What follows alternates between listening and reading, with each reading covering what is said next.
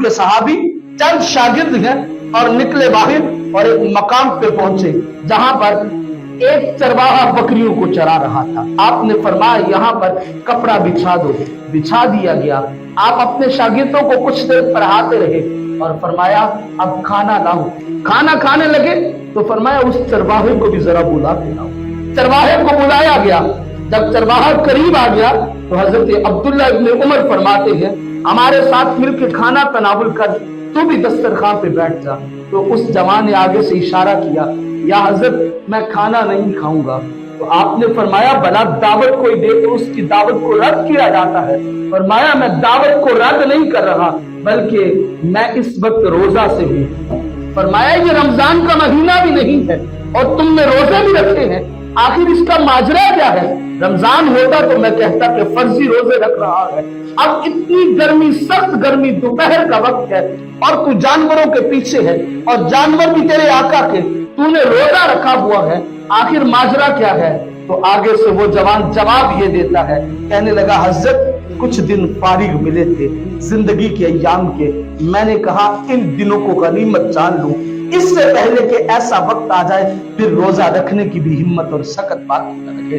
तो मेरे पास जिंदगी के जितने भी अय्याम हैं मैं इन अय्याम में हर रोज का मिजाज अपनाए हुए ही दिन को रोजा रखता हूँ, रात को अल्लाह की इबादत करता हूँ, मजदूरी करता हूँ और अपनी जिंदगी इस हाल में गुजार देता हूँ। पंजगाना नमाज पढ़ता हूँ, रात को कुछ हिस्सा इबादत करके फिर मैं सो जाता हूँ, तहज्जुद पढ़ता हूँ, फजर पढ़ता हूँ, फिर जानवरों को लेकर चराने के लिए आ जाता हूँ। हजरत अब्दुल्ला इब्ने उमर हैरान रह गए कि इस जवान की ये कैफियत। थोड़ी देर के बाद हजरत अब्दुल्ला इब्ने उमर ने अपने साथियों में से एक साथी को भेजा आजमाने की खातिर। फरमाया जाओ उसे कहो कि इतने बड़े लेबर में से एक बकरी हमें बेच दे, एक बकरी हमें दे दे। हजरत अब्दुल्ला इब्ने उमर का कासिद उस चरवाहे के पास जाता है, भाई एक बकरी हमें दे दो, हमसे कीमत वसूल लो। वो आगे से कहने लगा बात यह है ये बकरियां मेरी नहीं है, ये मेरे मालिक की हैं, लिहाजा मैं ये बेच नहीं सकता। हजरत अब्दुल्ला इब्ने उमर ने कहा इस चरवाहे को बुला लो। फिर बुला लिया गया। हजरत अब्दुल्ला इब्ने उमर फरमाने लगे ओ बंदाए खुदा, इतनी तादाद है, इतना बड़ा रेवर है बकरियों का और तू उसमें से एक दे दे और उसकी रकम भी वसूल कर दे और फिर हम तेरे सामने ज़िबा करेंगे, फिर गोश्त भी कुछ रख लेना और रकम भी रख लेना। तेरे मालिक को कौन सा पता चलेगा इतने बड़े रेवर से कि क्या किसने कर दिया, क्या बचा क्या नहीं है। कहा किसी को तो पता ही नहीं चल सकेगा। ये अब्दुल्ला इब्ने उमर का आजमाने का अंदाज था। अब्दुल्ला इब्ने उमर चेक कर रहे थे और वो चेक किस चीज को कर रहे थे?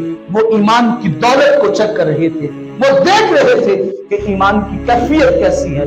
तो वो आगे से आंखों से आंसू बहाता हुआ कहता है अब्दुल्ला इब्ने उमर, यकीनन इतने बड़े रेवर से मेरे मालिक को पता नहीं चलेगा। यहाँ पे मेरा मालिक मुझे नहीं देख रहा, लेकिन बात यह है मैं हूँ मोहम्मद अरबी का गुलाम, मैं हूँ मोमिन, मैं हूँ ईमान वाला। यहाँ इसको तो धोखा दे लूंगा, कल अल्लाह और उसके रसूल को क़यामत के दिन क्या मुंह दिखाऊंगा। मैंने वहां भी तो जाना है, वहां भी तो जाके मुंह दिखलाना है। भाई कामयाबी ईमान का नाम है, कामयाबी ईमान की हकीकी लज्जत का नाम है, ईमानदारी का नाम है। कामयाबी किसी खास ओहदे का नाम नहीं, कामयाबी किसी खास मकाम का नाम नहीं, कामयाबी किसी खास किस्म की कैफियत का नाम नहीं। कामयाबी इस चीज का नाम है अल्लाह बंदे को ईमान की दौलत अता फरमा दे।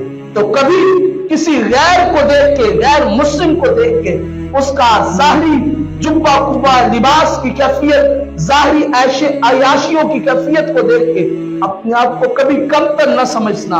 अगर वो कामयाब होता तो यकीनन उसके पास ईमान की दौलत है। अगर उसके पास ईमान की दौलत नहीं है तो वो कभी कामयाब नहीं हो सकता।